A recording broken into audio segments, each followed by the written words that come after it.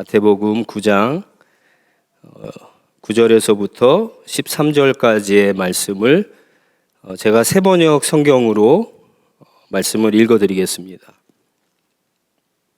예수께서 거기에서 떠나사 길을 가시다가 마태라는 사람이 세관에 앉아 있는 것을 보시고 말씀하셨다. 나를 따라오너라. 그는 일어나서 예수를 따라갔다. 예수께서 집에서 음식을 드시는데 많은 세리와 죄인이 와서 예수와 그 제자들과 자리를 같이 하였다. 바리새파 사람들이 이것을 보고 예수의 제자들에게 말하였다. 어찌하여 당신네 선생은 세리와 죄인과 어울려서 음식을 드시오? 예수께서 그 말을 들으시고서 말씀하셨다. 건강한 사람에게는 의사가 필요하지 않으나 병든 사람에게는 필요하다. 너희는 가서 내가 바라는 것은 자비요 희생제물이 아니다 하신 말씀이 무슨 뜻인지 배워라. 나는 의인을 부르러 온 것이 아니라 죄인을 부르러 왔다. 아멘. 2020년도 3월이죠. 세계보건기구에서 코비드 19을 이제 팬데믹으로 선언했을 때입니다. 이제 정확하게 그때가 코로나가 시작했을 때인데, 코로나가 이렇게 많은 사람들을 죽게 하고 또 경제를 흔들고 우리의 삶을 바꾸어 놓을 줄은 사실 아무도 예상하지 못했습니다. 아직도 코로나가 끝나지 않았으니까요. 코로나 전과 코로나 후가 완전히 달라졌습니다. 우리 아이들 키우는 분들도 학교 생활이 완전히 달라졌다는 거 실감하시죠? 직장 생활 하시는 분들, 비즈니스 하시는 분들도 마찬가지입니다. 가정도, 그렇죠? 남자들이 쿠킹을 하기 시작했고, 그 베케이션 문화도 많이 달라졌습니다. 신앙생활은 말할 것도 없죠. 많이 달라졌습니다. 우리가 전혀 들어보지 못했던 바이러스 하나 때문에 우리의 삶이 완전히 바뀌었는데, 사실 우리 인생에는 우리의 삶을 완전히 바꾸는 그런 요소들이 사실은 많이 있습니다. 예를 들어 갖고 직업이 그렇죠. 내가 어떤 직업을 갖느냐, 잡을 잡느냐에 따라서 인생이 완전히 달라집니다. 또 어디에 사느냐에 따라서도 그렇죠. 시골에 살 것인가 아니면 도시에 살 것인가에 따라서도 다릅니다. 여러분들 가끔 그런 생각 하지 않습니까? 내가 캐나다에 이민을 오지 않았다면 어떻게 됐을까? 내가 유학을 오지 않았으면 어떻게 됐을까? 저는 2004년도에 이제 몬트리올에서 7년 살다가 이곳으로 이사 왔는데 가끔 그런 생각을 합니다. 내가 몬트리올에 계속 살았으면 어떻게 됐을까? 분명히 달라지겠죠. 분명히 다른 삶이 펼쳐졌을 겁니다. 결혼을 하지 않았으면 어떻게 됐을까? 아이가 셋이 있는데 아이들을 낳지 않았으면 어떻게 될까? 아이가 한 명이었으면 어떻게 됐을까? 가끔 아내랑 그런 이야기들을 합니다. 이렇게 우리 인생에는 우리의 삶을 바꾸어 놓는 어떤 일들, 요소들이 많이 있는데, 우리 크리스찬에게 있어서 우리의 인생을 가장 강력하게 바꾸어 놓는 것은 복음이죠. 예수 그리스도입니다. 정말 예수님을 만난 사람들의 삶을 보면은 예수님을 만나기 전과 만난 후의 삶이 완전 다릅니다. 삶의 순간순간 어떤 생활의 방법, 태도가 다르고요. 삶의 목적이 완전 달라졌으니까 완전히 다르죠. 코로나 전과 코로나 후의 차이와는 비교도 할 수 없습니다.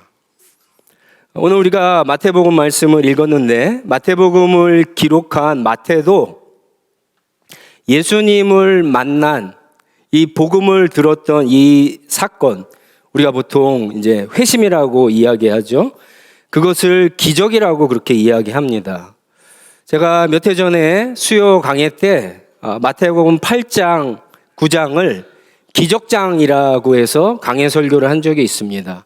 마태복음 8장 9장에는 예수님의 기적, 놀라운 기적이 한 10개에서 11가지가 나옵니다. 그런데 이 기적을 마태가 써놓으면서 자기가 예수님을 만난 회심의 이야기를 한가운데다 집어넣었어요.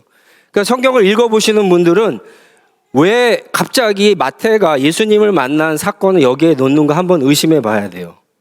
그거는 마태가 자기가 예수님을 만난 사건이야말로 기적 중에 가장 크고 중요한 기적이기 때문에 거기에 놓은 것입니다. 그런데 오늘 말씀을 이렇게 쭉 보시면 예수님을 만난 기적 말고 또 하나의 기적이 나옵니다. 그게 뭐냐면요, 예수님을 만났음에도 불구하고 변하지 않는 사람들이에요. 여러분, 이것도 기적입니다. 조금은 이상한 기적이죠. 여러분의 집에 어느 날 강아지 한 마리가 들어오고 개 한 마리가 들어오고 고양이 한 마리가 생기면은요, 고양이나 강아지를 키워보신 분들은 아시겠지만 가정이 완전히 달라집니다. 삶이 달라집니다. 그런데 만왕의 왕이신 예수 그리스도를 만났는데 그분을 내 삶 가운데 영접을 했는데 변하지 않는다? 기적이죠. 이상한 기적입니다. 목회를 하면서 이런 분들 많이 봤어요. 그리고 지금도 보고 있습니다. 교회를 5년 다녔지만 달라지지 않아요. 열심히 기도하고 주일 예배도 빠지지 않는데 변하지 않습니다.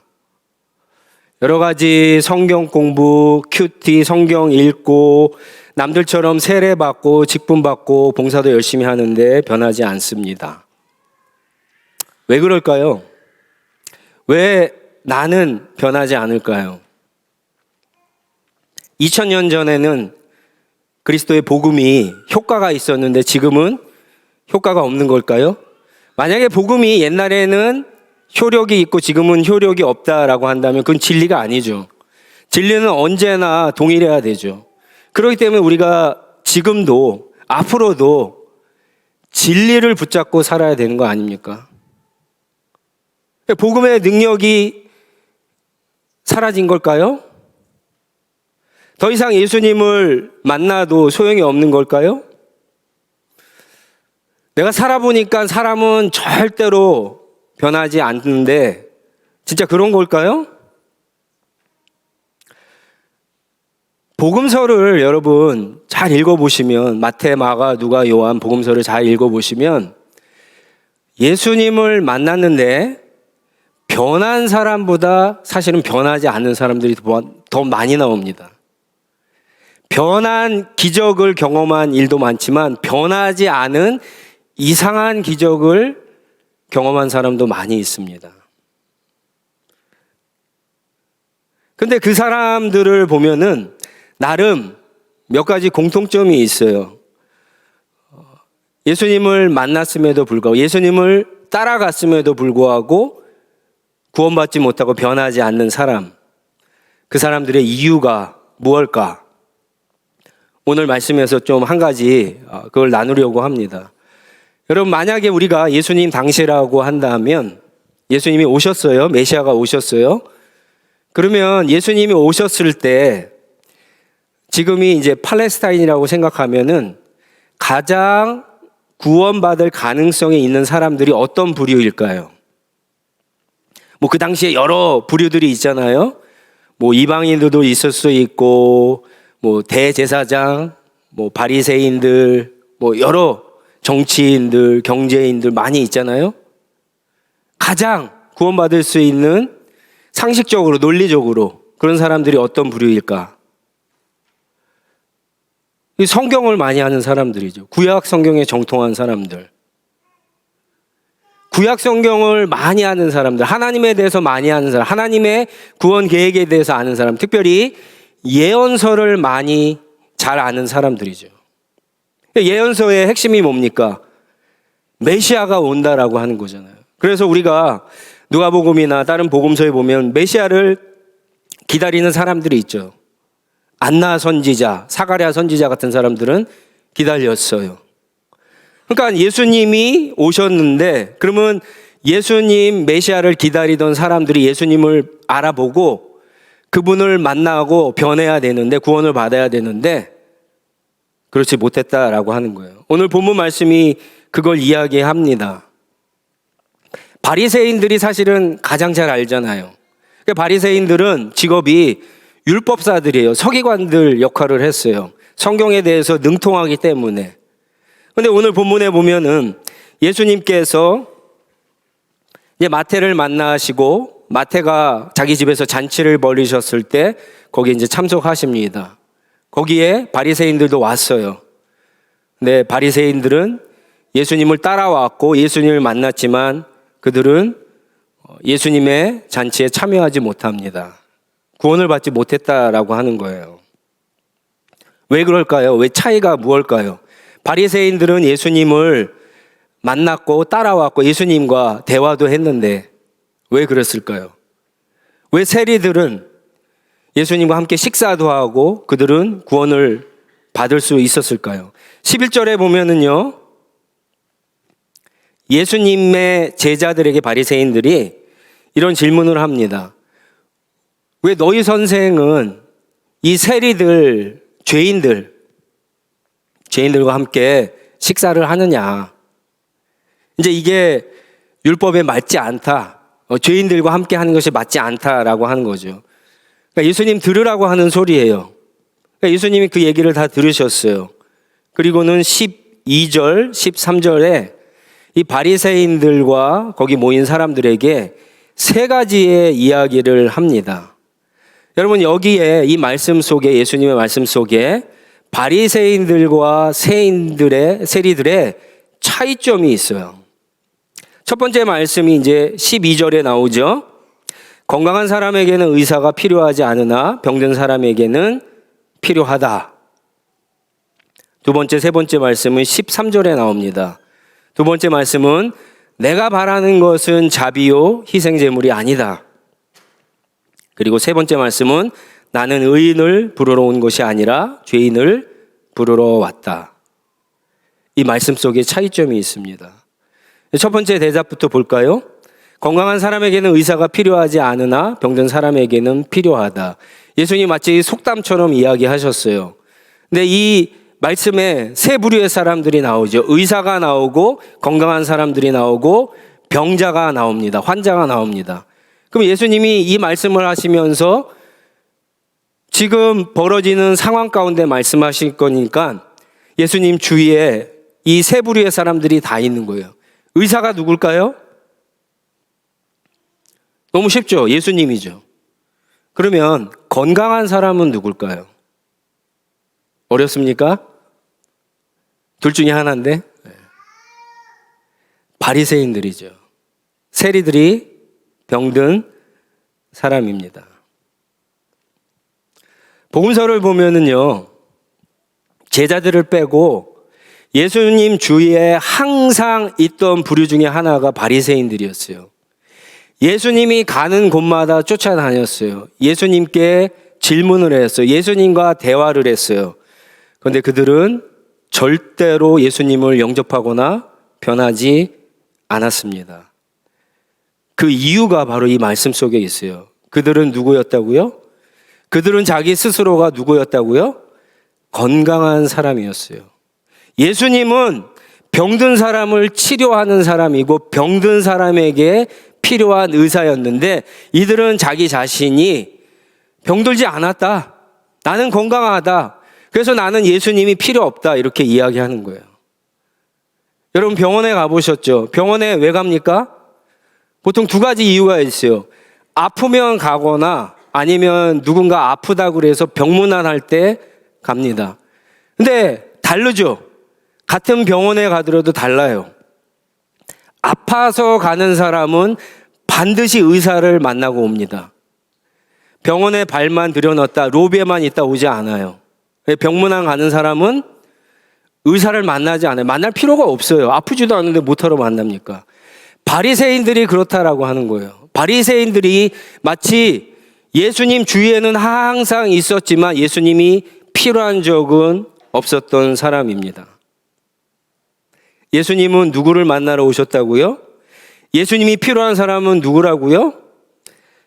병든 사람이에요. 자기 스스로가 아프다라고 생각하는 사람이에요.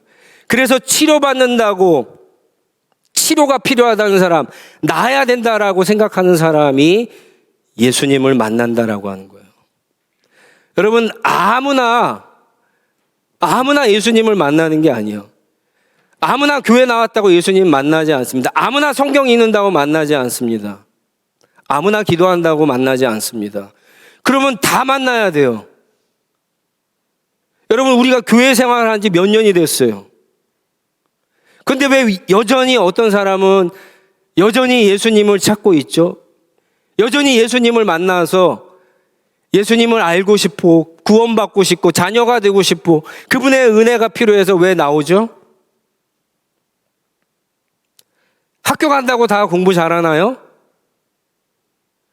똑같은 학교, 똑같은 선생님, 똑같은 교실에서 똑같은 시간, 똑같은 과목을 공부해도 다 달라요.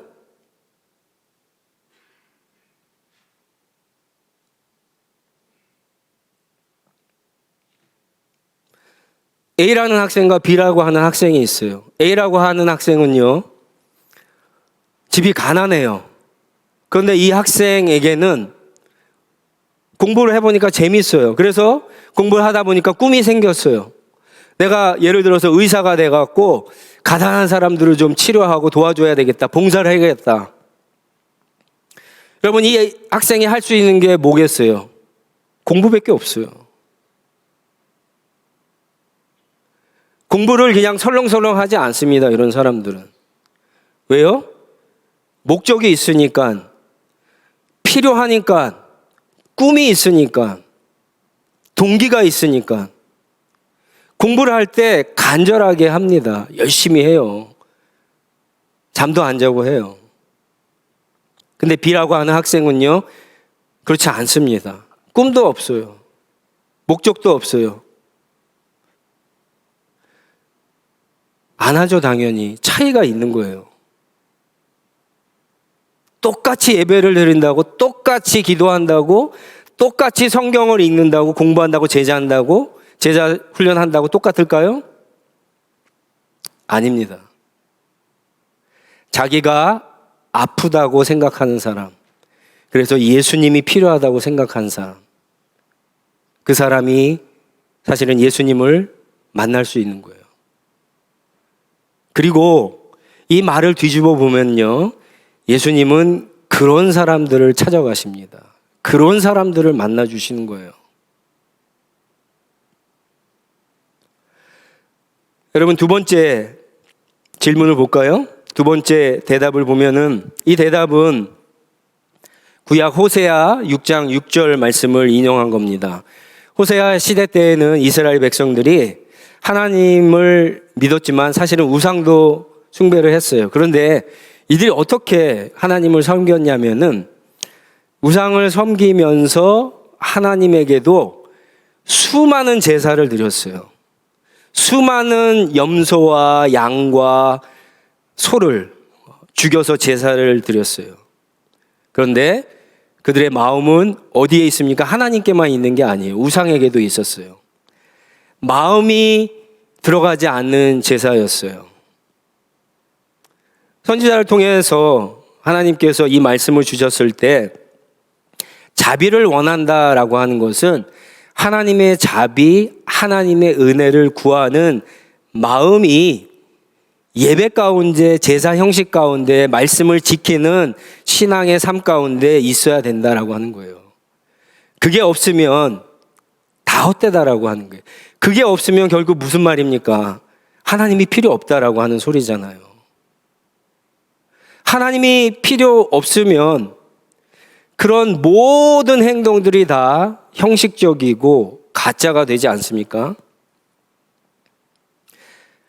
하나님을 향한 그런 마음들이 없으면 그의 삶이, 여러분, 관심이 없어요. 흥미가 없는 거예요. 재미가 없어요. 집중하지 않습니다, 절대. 나에게 필요가 없는데, 나에게 절박하지도 않은데, 절실하지도 않는데, 이거 왜 필요하겠어요? 그런 것들이 왜 재미있겠어요? 왜 흥미가 있겠어요? 왜 관심이 있겠어요? 제가 예전에 섬기던 교회에서 찬양 인도하고 말씀을 가끔 전하다 보면은요, 사실은 성도들이 보입니다.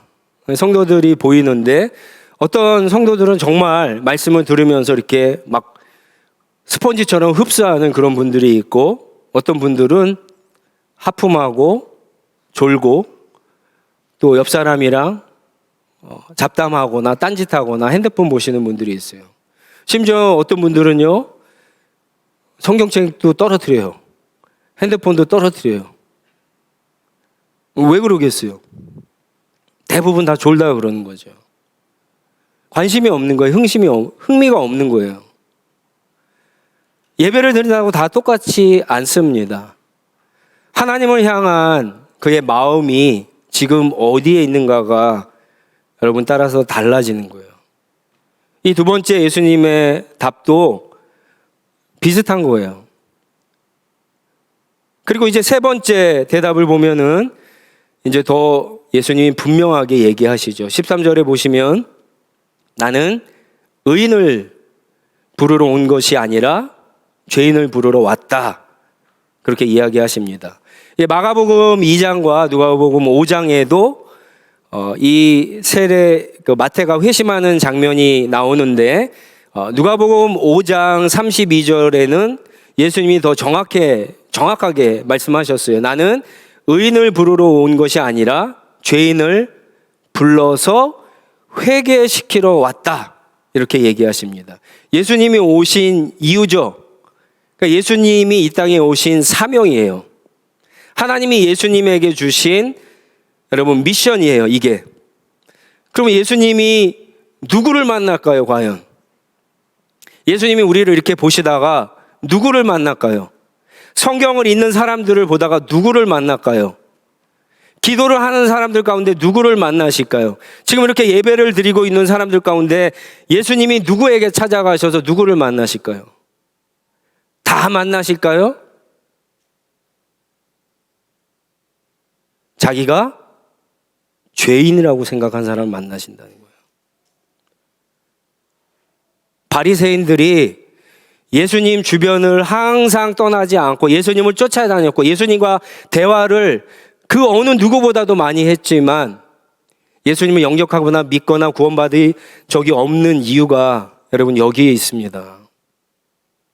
바리새인은 단 한 번도 자신이 예수님이 필요한, 우리의 죄를 용서해 주시고 구원해 주시기 위해서 오신 예수님이 필요한 죄인이라고 한 그 고백을 한 적이 단 한 번도 없어요. 여러분, 그게 차이입니다.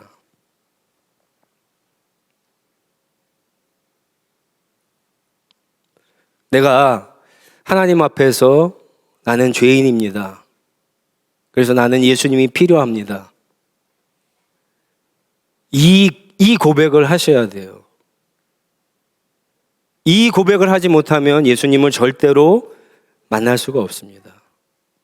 물론 이 고백은 쉽지 않은 고백이에요. 저도 설교를 준비하면서 늘 제가 하는 실수 가운데 하나가 뭐냐면요, 말씀을 준비하면서 이 말씀을 나한테 먼저 적용을 해야 되는데 간혹 그렇게 하지 못할 때가 있어요.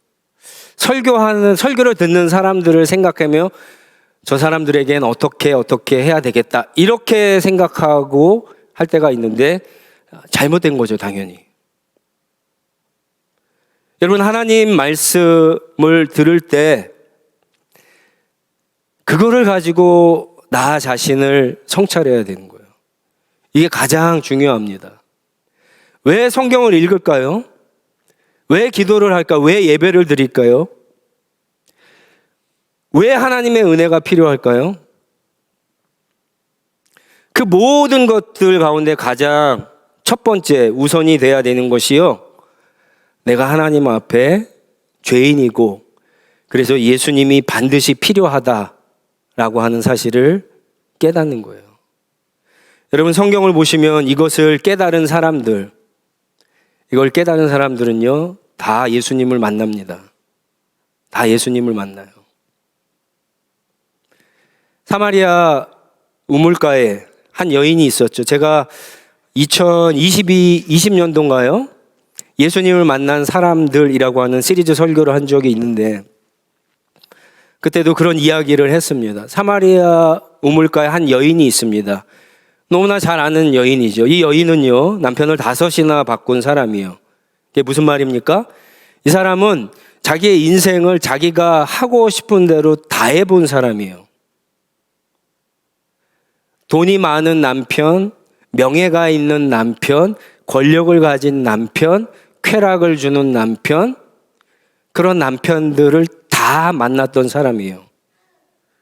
그런데 이 여인은 여전히 어떻게 했습니까? 자기 안에 목마름이 있었어요. 그래서 남들이 아무도 보지 않는 정오에 우물가에 나왔고 예수님을 만나게 됩니다. 예수님을 만나는 이야기하는 가운데 예수님이 자기의 해결하지 못하는 그 깊은 갈증을 해결하실 수 있는 분임을 깨닫게 됩니다. 예수님을 만나죠. 그래서 뛰쳐가서 메시아를 만났다라고 동네 사람들한테 그렇게 이야기합니다. 여러분, 나인성 과부 아시죠? 이 과부는 목숨과 같은, 자기의 인생과 같은 아들을, 그렇죠, 잃어버린 사람이에요. 어떻게 보면은 인생이 끝난 거예요. 하나밖에 없는 아들 죽었어요. 끝난 거예요. 아무런 소망, 희망이 없는 그 상태에서 삶의 진정한 소망이 되시는 예수님을 만나게 됩니다. 누가복음 5장에 또 베드로 얘기가 나오죠. 베드로는 어떻게 예수님을 만납니까? 성경은 그가 밤새도록 고기를 잡았지만 한 마리도 잡지 못했다라고 그렇게 이야기합니다. 무슨 말입니까? 인생에 정말 열심히 살았어요. 해볼 거 다 해봤는데 인생 마지막에 가서 자신의 삶을 돌아보니까 물고기를 한 마리도 잡지 못했던 그런 인생이라고 하는 것을 깨달은 거예요. 그때 베드로는 예수님을 만나고 자기 인생의 진정한 가치를 알게 되죠. 여러분, 삭개오는 어떤 사람입니까? 삭개오는요, 사실은 사람들이 막 죄인이라고 막 비난을 하지만 제 생각엔 동네 사람들이 다 부러워하는 부자였어요. 남들 1불씩 벌 때 이 사람은 100불, 1000불씩 하루에 벌던 사람이에요. 오늘날로 얘기하면. 누릴 거 다 누리고 가진 거 다 가진 사람이에요. 근데 삭개오의 마음 가운데는 뭔가 풀리지 않는 문제가 있죠. 근데 그가 예수님을 만나고 그 문제를 해결합니다. 여러분, 우리 인생에서 나한테 정말 예수님이 필요한가? 그거를 한번 질문을 던져 보셔야 돼요. 그리고 성경을 통해서, 기도를 통해서 형제들과 모여 대화를 하고 나누는 가운데, 예배를 드리는 가운데, 설교를 듣는 가운데, 제자 훈련을 하는 가운데 여러분, 그런 질문에 대한 답을 얻을 수가 있는 겁니다. 오늘 성경을 읽으면서 이게 무슨 말이야? 도대체 난 잘 모르겠어. 그렇다고 해서 덮어버리시면 안 돼요.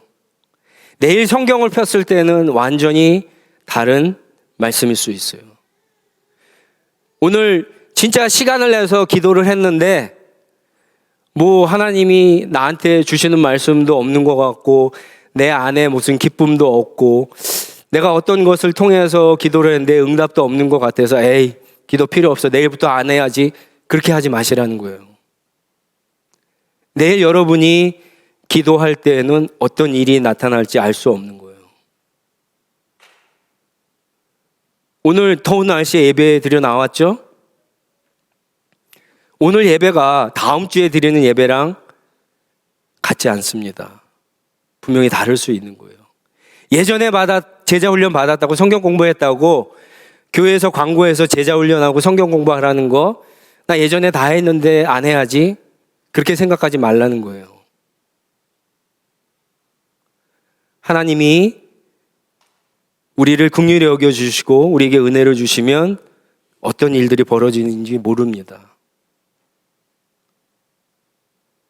여러분 실망하지 마시고 낙심하지 마시고 제가 여러분들을 위해서 간절히 부탁드리고 싶은 것은 하나님께서 그렇게 은혜 주시고 만나 주실 그때가 더 늦지 않았으면 좋겠습니다. 더 나중이 아니었으면 좋겠습니다. 사실은 많은 분들이 인생의 아주 밑바닥, 아주 끝자락에 가서 하나님을 만나는 경우가 있습니다. 근데 그분들이 꼭 그 시간이 아니라 그 전의 삶을 돌아다 보면은 하나님을 만날 수 있는 기회가 많았었어요. 누군가가 복음을 전했고, 누군가가 같이 예배당에 가자 그랬고, 누군가가 같이 성경 공부를 하자 그랬고, 누군가가 제자 훈련을 같이 하자 그랬고, 누군가가 함께 기도하자 그랬어요. 그런데 바빠서, 시간이 없어서, 더 중요한 것이 있어서, 그냥 싫어서, 귀찮아서 그렇게 거절하고 마지막에 가서 예수님을 만나고 죽게 돌아온 사람들이 상당히 됩니다. 제가 신앙생활을 하면서 사실 성경을 읽으면서 그런 얘기 해드린 적이 있지만 가장 부러웠던 사람이 십자가 상에서 구원받은 강도였어요. 인생 자기 마음대로 살다가 마지막에 구원받으면 그것도 구원 아니냐. 근데 신앙생활을 하면 할수록 그거는 굉장히 부끄러운 구원입니다.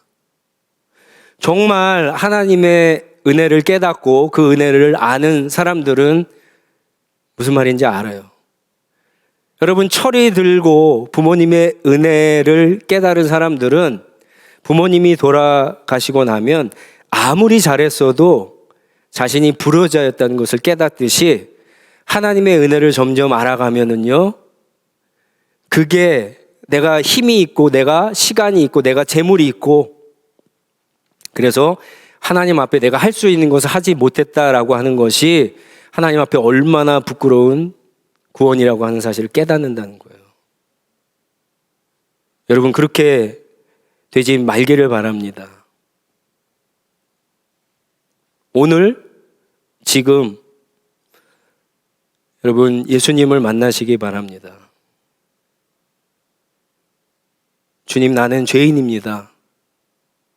주님 나는 예수님이 필요합니다.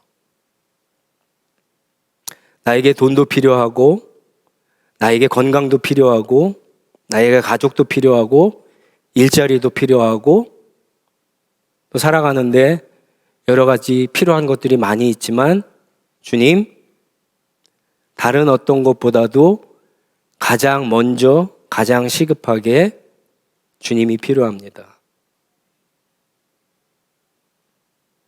우리를 치료하시고 우리를 용서하시고 구원하시기 위해 오신 예수님을 먼저 만나지 않으면 다른 예수님을 먼저 만나면 여러분 다른 것들을 다 얻어도요 가장 중요한 것을 잃을 수 있는 겁니다. 우리의 죄의 문제, 우리의 상처의 문제, 아픔의 문제 그런 것들을 치유해 주시고 용서해 주시고 구원하시기 위해서 의사로 오신 구원자로 오신 주님으로 오신 그 예수를 만나시기 바랍니다. 그래서 진짜 여러분의 삶이 변화되는 그런 놀라운 은혜가 오늘부터 여러분의 인생 가운데 있기를 간절히 축원드립니다. 우리 한번 주신 말씀 가지고 기도하도록 하겠습니다. 우리 다 같이 일어나셔서 하나님 앞에 오늘 하나님이 나에게 주신 음성이 있다면 그거 붙잡고 기도하시면 되고요. 그런 것이 없는 분들은 한번 이 질문을 던져보고 기도했으면 좋겠습니다. 내가 지금도 이렇게 예배 드리러 나왔는데 나는 정말 예수님이 필요한가? 여러분, 이 질문을 한번 해보시기 바랍니다.